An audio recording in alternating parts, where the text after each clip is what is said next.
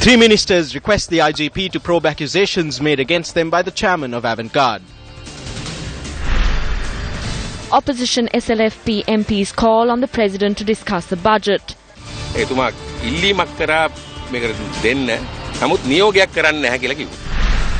Court suspends the sale, transfer or alienation of a plot of land housing an office of Basil Rajapaksa. Losses incurred following incident in Ragama will be recuperated from the passengers involved, a statement from the Department of Railways. Anti-corruption front files 20 complaints with the commission to investigate allegations of bribery or corruption. එකතු වෙලා ඇමතිකම් බෙදාගෙන කටයුතු කරාට ජනතාවගේ මුදල් මේ මංකොල්ල cam කිසිවක අපිට සමාවක් දෙන්නට පුළුවන්කමක් ලැබෙන්නේ නැහැ. Turkish fighter jets down a Russian fighter jet over Syria, pilot in custody of Turkmen fighters. Hello, good evening and welcome. This is Primetime News.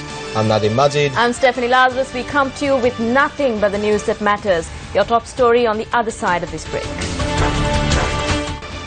On to your top story now. Three ministers have made a request from the Inspector General of Police to probe the charges made against them by the chairman of Avantgarde and to enforce the law accordingly. Ministers Rajitha Senaratne, Arjuna Ranatunga and Patali Champika Ranawaka had written a letter to the IGP calling for the probe.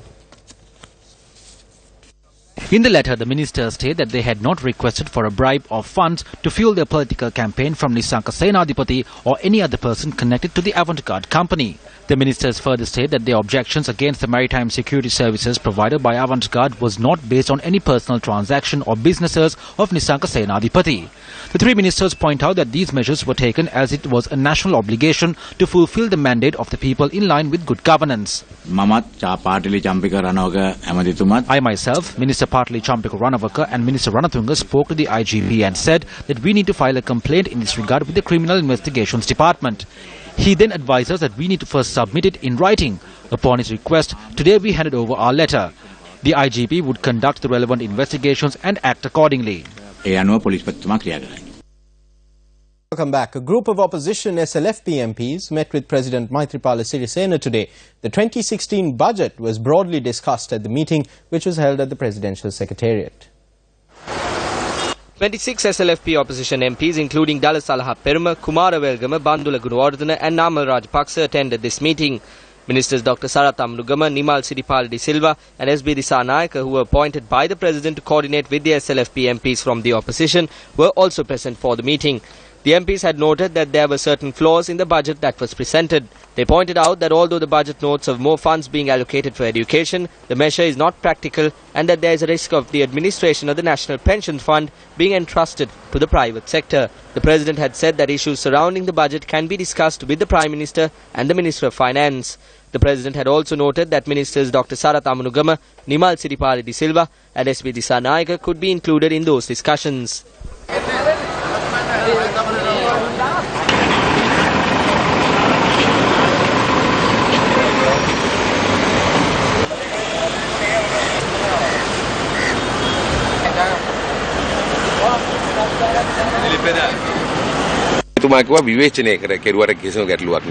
He said that there will be no issue in raising criticism. That is an independent right. He requested us to criticize the budget if it is not suitable and requested our support, but did not order it. So let us see what will happen in the future. As SLFPs, there are certain points in the budget that we cannot agree on. Therefore, as SLFPs, we cannot vote for the budget. We are all from the same party. We are all SLFPs. We had a cordial discussion. Certain issues were raised. We will inquire into them and convene again after the President's return from Malta. Following their meeting with the President, several MPs attended a media briefing organised by opposition parties.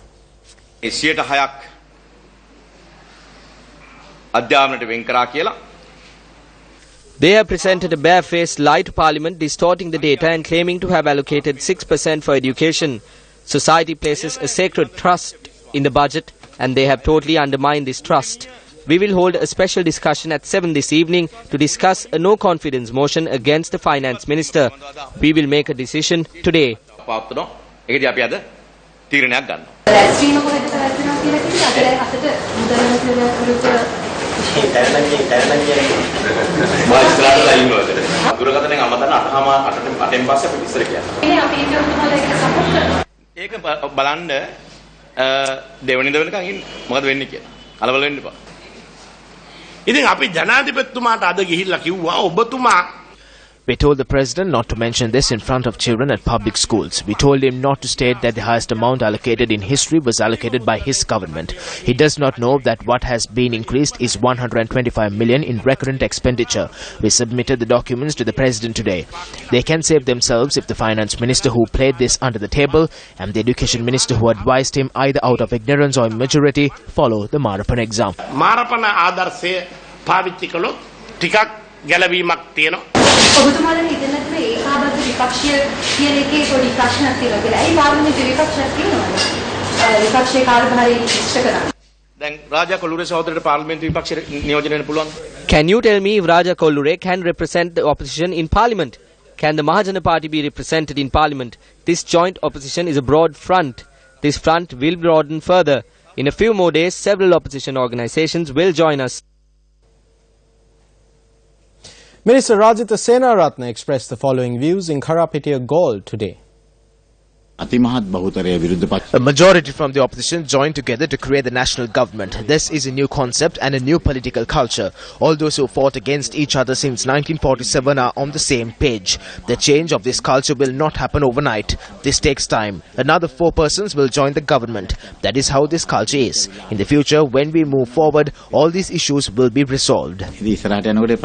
Gazette notification including the reduction of prices of milk powder, dried fish, dal and other essential goods has been submitted to the government press. Authorities say the reduced prices will come into effect on Thursday.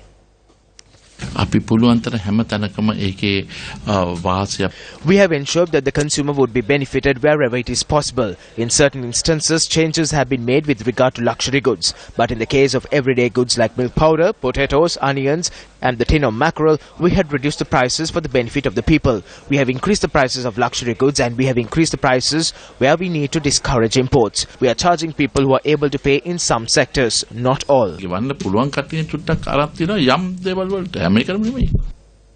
Let's take a look at some of the views expressed in Parliament today during day 3 of the debate on the second reading of the budget.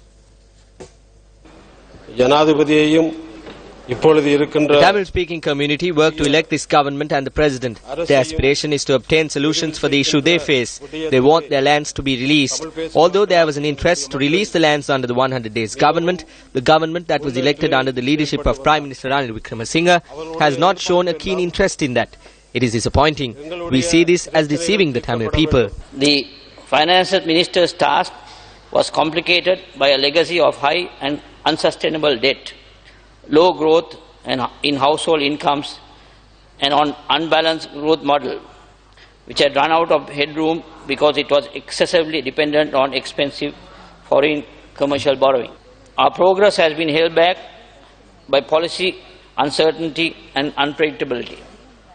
This was largely due to personal discretion rather than principle driving policy making. The widespread corruption, mismanagement and impunity has served to impose a burden on the people which continues to challenge us. Our FDI performance has been appalling. Even after 5 years after the end of the conflict, it is still less than 1 billion in 2014. Countries in this region have more than 3 to 4 times that as a percentage of GDP. It is our objective, our aim, to increase the FDIs to $5 billion in 3 years' time. We need to use our new 360-degree foreign policy to attract investment from both East and the West. Electric Vahana Pilibanda. Levy imposed on electric vehicles is quite unfair. At a time when the whole world is reducing the prices of electric vehicles, we have imposed a levy. This is a Guinness World Record. Only in Sri Lanka the levy has been increased. I assume that this may be some mistake.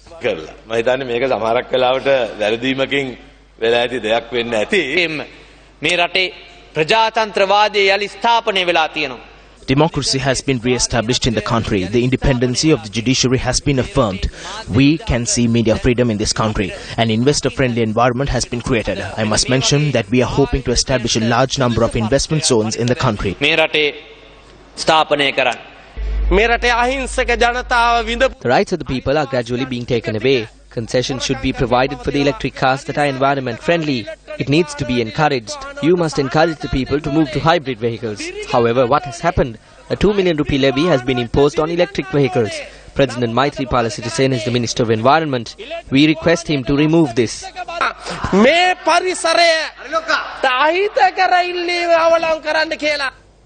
These were the views expressed by some of the trade unions on the budget.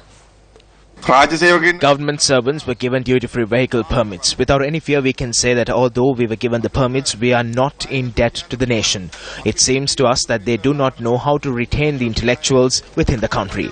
The budget is not what the President envisaged. Where is the basic salary that was promised to the public servants? We challenged Minister Ravi Karunanayake to take this country towards development. It cannot be done in these 5 years. We hope to make a complaint with the Prime Minister and also meet with the President.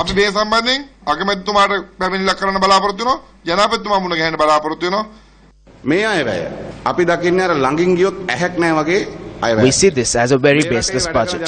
The rights of the workforce have not been given and they are trying to curtail the rights that are there. They may pass this in Parliament, but we will not allow them to enforce it. The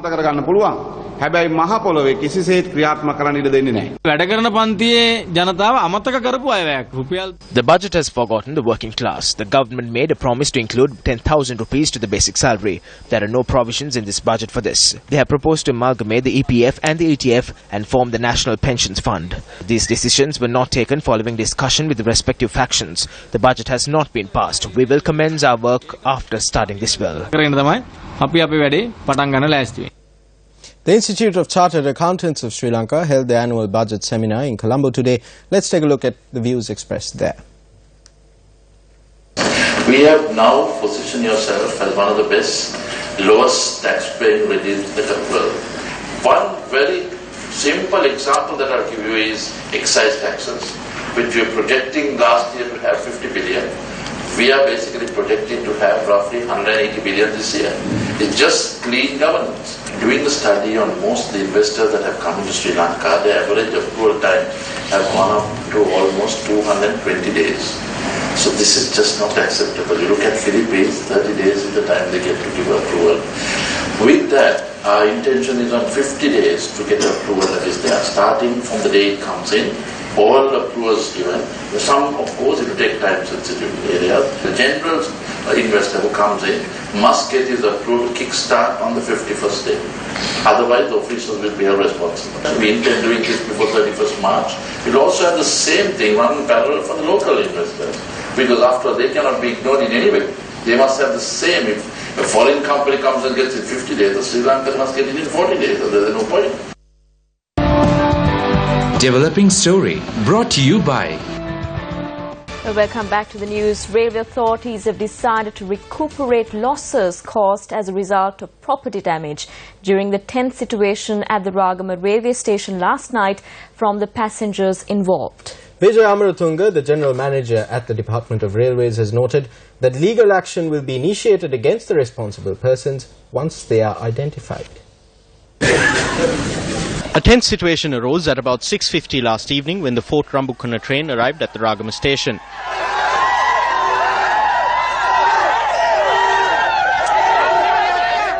Passengers had been angered by the delay experienced at the Ragama station.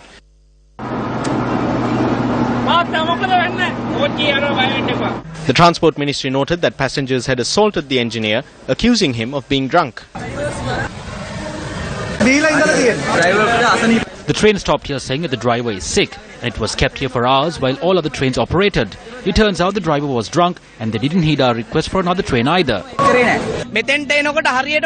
It was around 7:25 when the train came here. Now the time is 8:56 and there still aren't any trains. The driver was taken away by the police because he was extremely drunk. Now the two guards aren't here either. As the incident unfolded, a group of persons had also attempted to block several other trains arriving at the Ragama station. Passengers had also attempted to assault one of the engineers who tried to force his train through the blockade.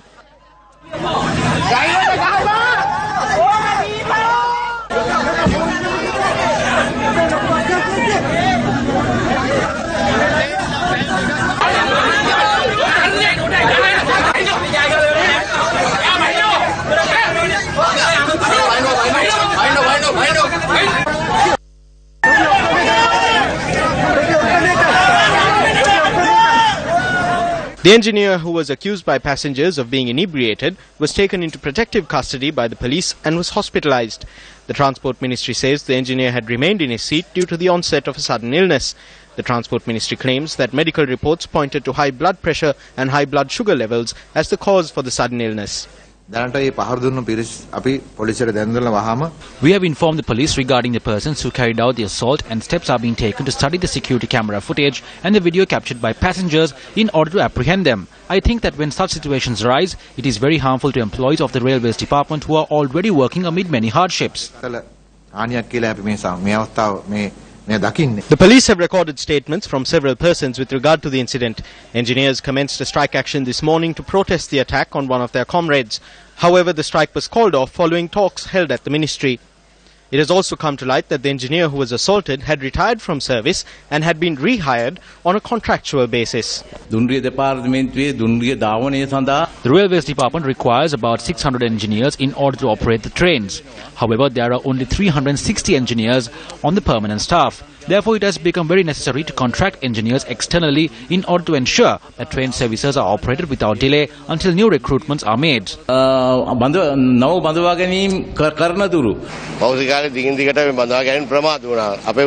Recruitment has been delayed continuously in the recent past. Our trade unions have been calling for 6 years for recruitments to be made swiftly, as it is becoming difficult for us to work.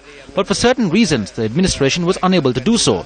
The alternative was to hire contracted engineers. When Newsfirst made inquiries from the General Manager of Railways, Vijay Amaratunga, he noted that although the department requires about 450 engineers, there is a shortfall of about 100 at present. He added that as a result of the inability to recruit new engineers on a permanent basis for several years, the department had hired 15 engineers on a contractual basis. Court issued an order today banning the sale and the transfer of land which was used by former Minister Bassir Rajapaksa for an election office in Oruthota, Gampaha. The order was issued based on a request made by the Financial Crimes Investigations Division. Gampaha Chief Magistrate Tikiri K. Jathilaka issued the order on the land register of Gampaha. The Police Financial Crimes Investigation Division informed court that investigation is being carried out following the information that was received citing that the two buildings were constructed with the money earned through anomalous means. Taking these facts into consideration, the Gampaha magistrate ordered the land registrar of Gampaha to ban the sale or transfer of the land in which the building was operated under the D.A. Rajapaksa Foundation in Oruthota, Gampaha. The Anti-Corruption Front has filed 20 complaints with the Commission to investigate allegations of bribery or corruption. The complaints were made by a group including Executive Committee member of the Anti-Corruption Front, Venerable Ulapane Sumangalathero. We have lodged over 200 complaints pertaining to large-scale fraud and corruption with the Commission. We were informed by the Secretary of the Commission that around 94 complaints are being looked into. The Secretary provided us with a summary of the progress. We hope for a more expedited process pertaining to the investigations. On the 8th of January, the people of this country exercised their franchise to send the former President home in order to put a complete stop to the large-scale fraud and corruption. A unity government was formed and the ministries were divided among them. We cannot forgive the sins of stealing the people's money.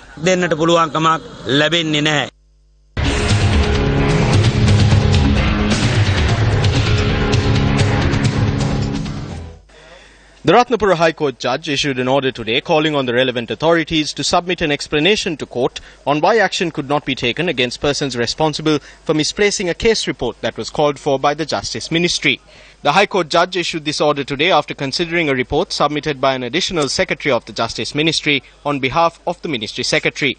The additional secretary submitted this report today in line with the notice issued by Ratnapura High Court Judge Wasantha Jinadasa on the 2nd of November, calling on the Secretary to the Ministry of Justice to be present in court today.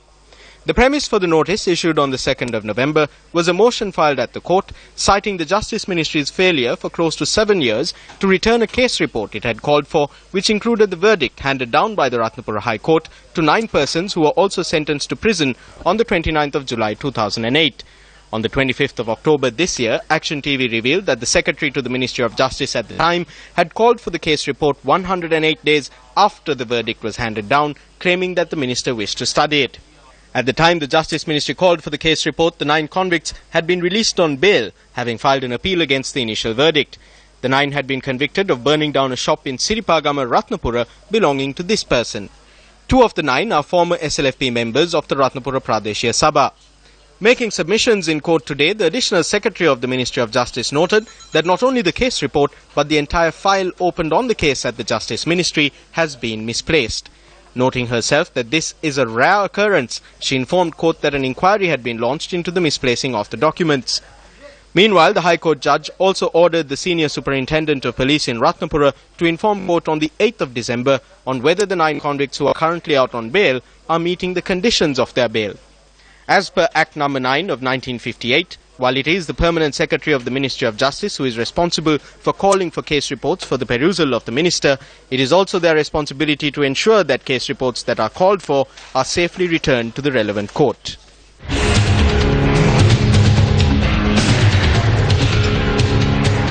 The construction of a Jana Udana village dedicated to the memory of the late Most Venerable Madhuluwawi Sobhita Thera commenced today. The model Jana Udana village, which falls under the purview of the Rambukweva Grama Niladhari division in Lunugambehera, has been named after Venerable Sobhita Thera. Minister Sajith Premadasa laid the foundation stone today for the village, which will comprise of 150 housing units when completed. A very common sight in our country is that buildings are often dedicated to people who are still among the living. Usually when these people pass away, their names are forgotten. However, we will never allow for the name of Sobhita Thera to be forgotten. That is why we are dedicating this village with 150 homes to the memory of Sobhita Thera.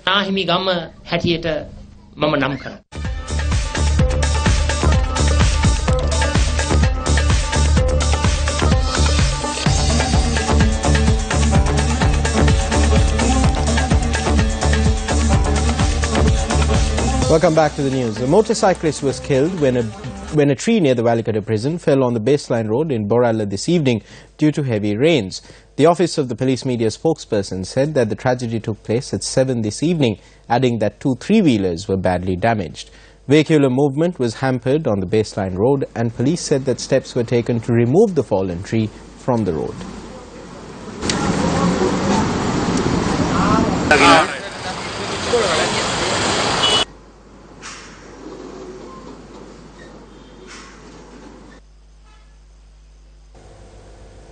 The operation to drive back the 4 wild elephants that stormed into Kirinda into the wild has failed. These 4 wild elephants from the Yala National Park stormed into the Kirinda town early this morning. These mighty pachyderms were seen at the Kirinda burial grounds for a long period of time, and wildlife officers commenced an operation this evening to drive them back to the wild. According to our correspondent, the wild elephants continue to move into the villages, and wildlife authorities attempted to chase them back with the use of elephant crackers. However, the 4 wild elephants moved towards the Kirinda town. Measures were taken to ease the tense situation with the use of loudspeakers. However, the wild elephants did not turn back. Our correspondent said that the 4 wild elephants have returned to the Kirinda burial grounds and continue to remain there.